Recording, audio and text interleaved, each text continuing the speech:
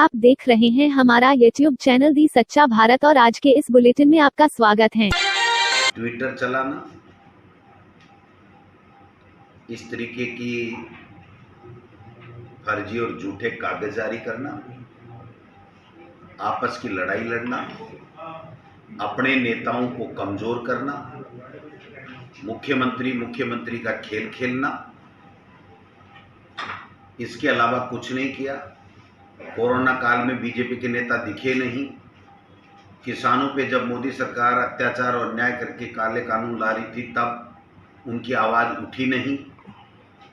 महंगाई बढ़ रही है, उसके ऊपर उनकी आवाज़ उठ नहीं रही है।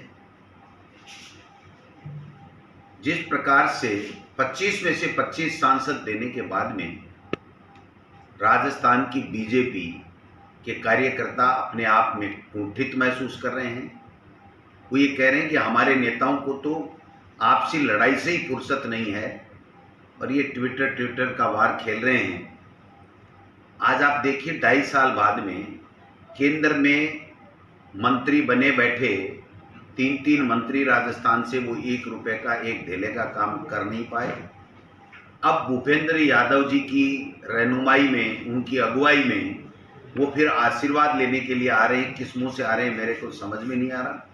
राजस्थान की जनता उनसे पूछना चाहती है कि अगर आप आशीर्वाद ले रहे तो 2.5 साल का हिसाब तो दे दीजिए। मोदी जी ने तो कहा था कि मैं हर 5 साल का हिसाब दूंगा। 7.5 साल बाद में मोदी जी ने तो हिसाब दिया नहीं। इन नेताओं को जरूर 25 में से 25 एमपीज को और 3 केंद्रीय मंत्रियों को इनको हिसाब देना चाहिए कि हमने राजस्थान के लिए ये किया। मैं समझता हूँ केवल ये लोग बाग झूठे भाषण देने के लिए, किसानों के घाव के ऊपर नमक छिड़कने के लिए, अपनी सेखी बधारने के लिए और बीजेपी के एक दूसरे नेता को कमजोर करने के लिए ये यात्राएं कर रहे हैं। जनता जान चुकी है कि इनको प्रतिपक्ष की भूमिका में यहाँ राजस्थान में विधानसभा चुनाव में खड़ा किया था। प्रतिपक्ष की भूमिका वो निभा नहीं सके। एक आंदोलन बता दीजिए, किसी बात का आंदोलन बता दीजिए, एक जगह अच्छी बात बता दीजिए उनकी। राजस्थान में कांग्रेस पार्टी के कार्यकर्ता और नेता केंद्र की भाजपा सरकार, एनडीए सरकार की जन विरोधी नीतियों की सड़कों के ऊपर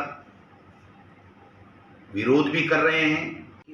बिल्कुल बौखलाहट भरा उनका ये बयान है।